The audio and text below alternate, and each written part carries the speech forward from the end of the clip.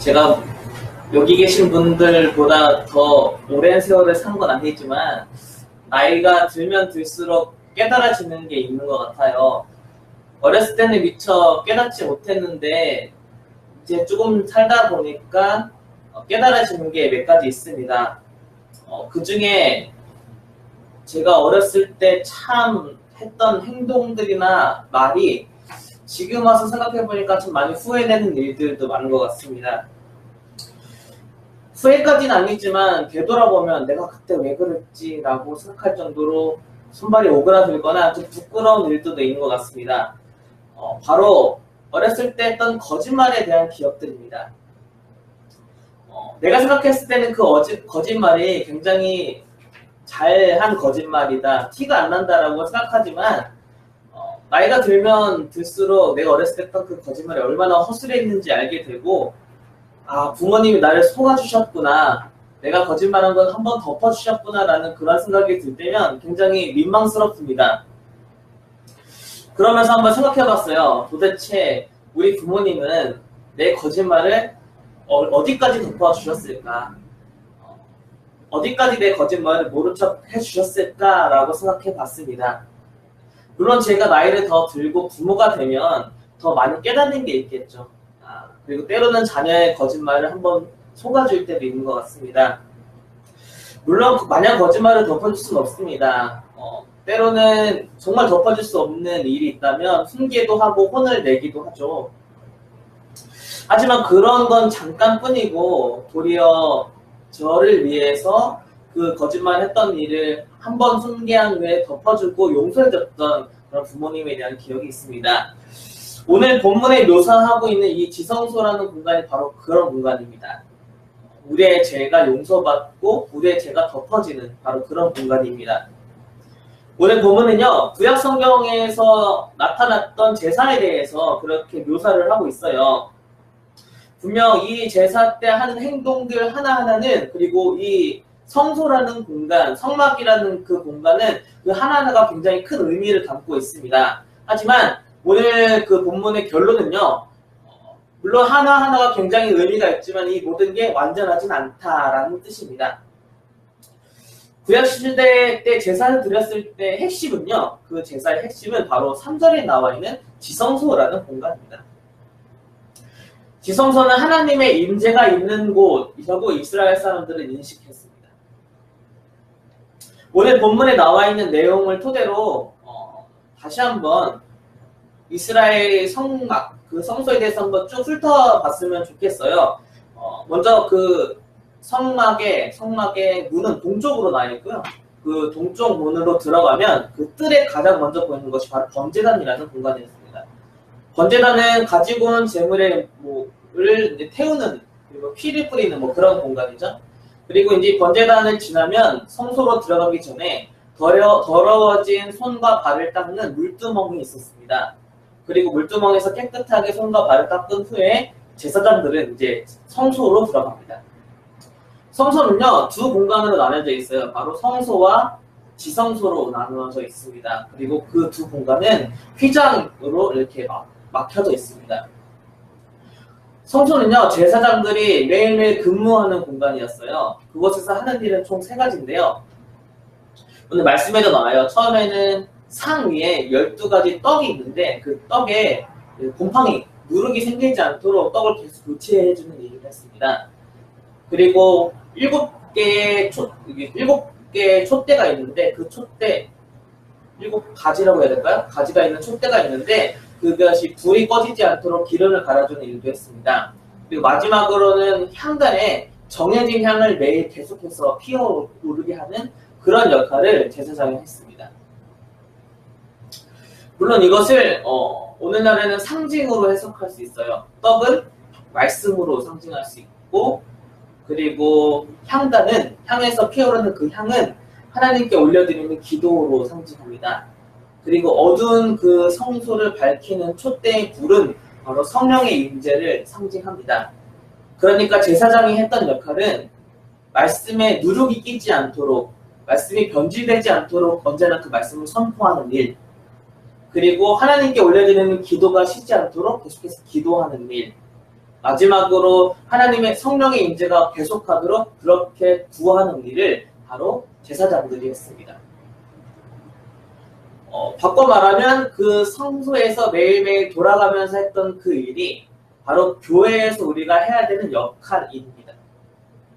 제사장이 했던 것처럼 우리 또한 교회에서 하나님 말씀이 변질되지 않도록 늘 말씀을 지키고 그 말씀을 선포하는 것이 바로 우리가 해야 될 일입니다. 하나님께 올려드리는 기도가 쉬지 않도록 계속해서 하나님 앞에 기도하는 것이 교회를 위해서, 교인들을 위해서, 이 세상을 위해서 기도하는 것이 바로 우리가 해야 될 역할입니다.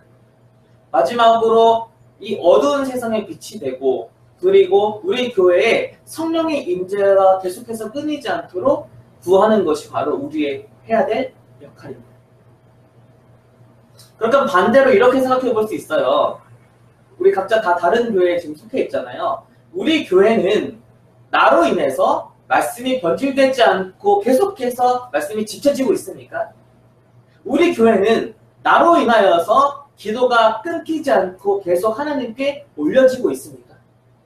그리고 우리 교회는 나로 인하여서 성령의 임재가 늘 충만하고 성령에 따라서 성령에 순종하는 사람들이 계속 되고 있습니까?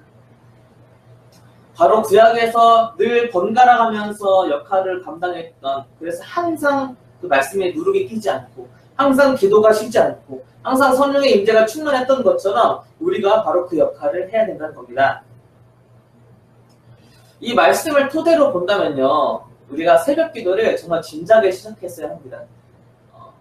저희 교회도 새벽 기도를 혼자 감당하기 힘드니까 서로 번갈아가면서 그렇게 우리 전도사님들, 우리 목사님, 우리 직분자들이 이렇게 돌아가면서 감당하고 있습니다. 물론 교회에서는요, 함께 동역할 수 있는, 함께 번갈아가면서 감당할 수 있는 사람들이 있죠.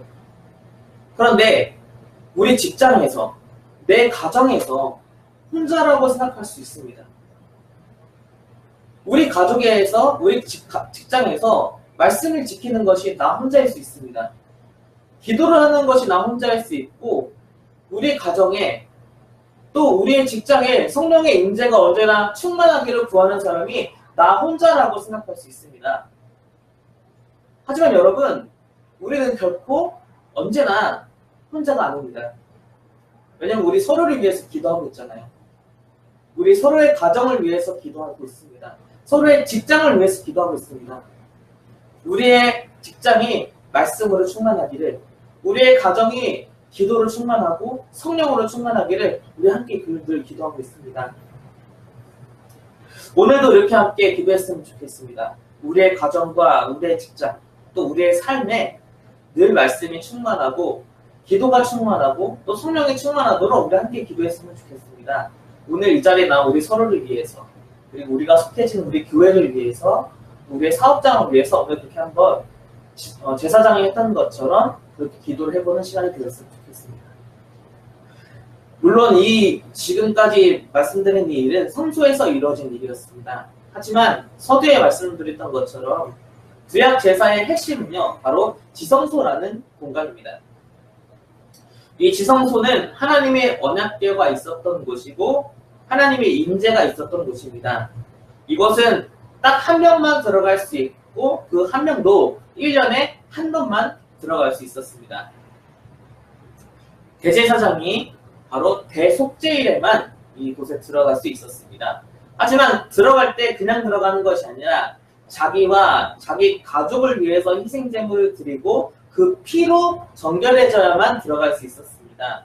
또 모든 민족을 위해서 희생제물을 드리고 그리고 그 피로 정결해져야만 그 지성소에 들어갈 수 있었습니다. 그렇게 정결해지지 않으면 지성소에 들어간 대제사장은 죽을 수밖에 없었습니다.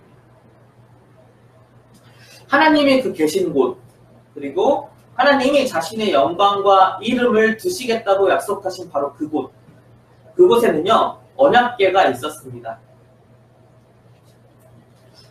여러분, 그 언약궤 안에 뭐가 들어있는지 혹시 아시나요? 하나님이 계신 곳이면 하나님이 자신의 이름과 영광을 두시겠다라고 지정한 곳이라면 뭐가 굉장히 대단하고 성스러운 물건이 들어있을 것 같잖아요. 근데 그렇지 않아요. 오늘 말씀에 보면요. 오늘 말씀, 네, 4절에 보면요. 이 언약궤 안에 들어있는 물건 3가지가 나옵니다. 4절 말씀 보면 바로 만나의 항아리, 그리고 아론의 쌍난 지팡이, 그리고 십계명 돌판들, 이 3가지 물건이 들어있습니다. 만나 항아리는요, 이스라엘의 불평의 상징입니다. 하나님이 주신 것에 대해서 불평하고 고기를 먹고 싶다고 했던 바로 그 불평의 상징이 바로 만나 항아리입니다. 아론의 쌍난 지팡이는요, 하나님의 권위에 대해서, 하나님이 세우신 사람의 권위에 대해서 대항했던 교만함의 상징입니다. 그리고 십계명 돌판은요, 모세가 처음에 십계명 돌판을 들고 내려왔을 때 이스라엘 백성들은 금송아지를 예배하고 있었습니다. 그래서 모세는 그 십계명 돌판을 땅에 던져버렸고 돌판은 깨졌습니다. 물론 언약궤 안에 들어있는 건 2번째 돌판이지만 바로 이 십계명 돌판은 이스라엘의 불순종과 우상 숭배를 상징합니다. 하나님의 영광이 있는 곳에 성스러운 물건이 있는 것이 아니라 이스라엘의 불평을 상징하는 것, 이스라엘의 불순종을 상징하는 것, 이스라엘의 교만함을 상징하는 물건이 들어있습니다. 그리고 그 물건, 이스라엘의 불평 그리고 권위에 대항하고 불순종과 우상숭배를 상징하는 그 물건이 있는 곳에 바로 하나님의 언약궤가 덮고 있는 것이죠. 여기서 어떤 걸 얘기할까요? 하나님이 우리의 죄악을 덮고 계신다는 것입니다. 바로 그것을 상징하는 공간이 바로 지성소입니다. 대제사장을 통하여서 1년에 한 번 희생제물의 피가 뿌려짐으로 그 안에 있는 모든 죄악들이 하나님으로부터 용서를 받았습니다. 불평이 용서받고 권위에 대항했던 교만함이 용서받고 그리고 불순종과 우상숭배가 용서받았습니다. 하지만 이것은 매우 제한적인 일이었습니다. 왜냐하면 그 휘장으로 가려진 지성소는 1년에 딱 한 번, 딱 한 사람만 들어갈 수 있었기 때문입니다. 하지만 예수 그리스도께서 십자가에서 죽으실 때 바로 그 지성소를 가리고 있던 휘장이 찢어졌다고 성경은 기록합니다. 이건 무엇을 의미할까요? 바로 용서의 공간, 우리의 죄를 덮어주는 그 공간에 우리가 이제 들어갈 수 있게 되었다는 겁니다. 하나님을 향하여서 갈 수 있는 길이 열렸다는 것이고요. 하나님의 용서, 하나님이 덮어주시는 그 은혜로 우리가 직접 갈 수 있는 그 길이 열렸다는 것입니다. 우리는 이제 간접적이 아니라 직접적으로 하나님 앞에 나아갈 수 있습니다. 우리의 죄를 용서받을 수 있고 우리를 덮어주시고 우리를 용서해 주시는 그 하나님의 은혜를 직접 경험할 수 있다는 것입니다.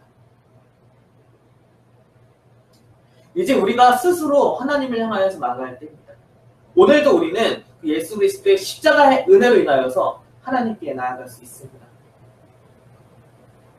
하나님이 우리를 얼마만큼 사랑하시고 용서해 주셨는지, 하나님이 나의 죄악을 얼마나 덮어주셨는지 바로 그것을 우리가 깊이 깨달을 수 있는 것이 바로 지성소고, 그것에 머물면서 하나님의 은혜를 느끼고 하나님의 용서함을 느끼고 그 은혜와 그 힘으로 오늘 하루를 살아가는 것이 바로 우리가 해야 될 오늘 하루의 삶인 것 같습니다. 우리 함께 기억합시다. 예수 그리스도의 십자가의 은혜로 하나님께 나아갈 수 있는 우리의 길이 열렸습니다. 오직 예수 그리스도만이 우리가 하나님께로 나아갈 수 있는 길이요, 진리요, 생명이신 분입니다. 우리 바로 그 예수 그리스도의 은혜를 붙잡고 오늘도 담대하게 하나님께로 나아가는 우리 모두가 되었으면 좋겠습니다. 우리 함께 기도하도록 하겠습니다.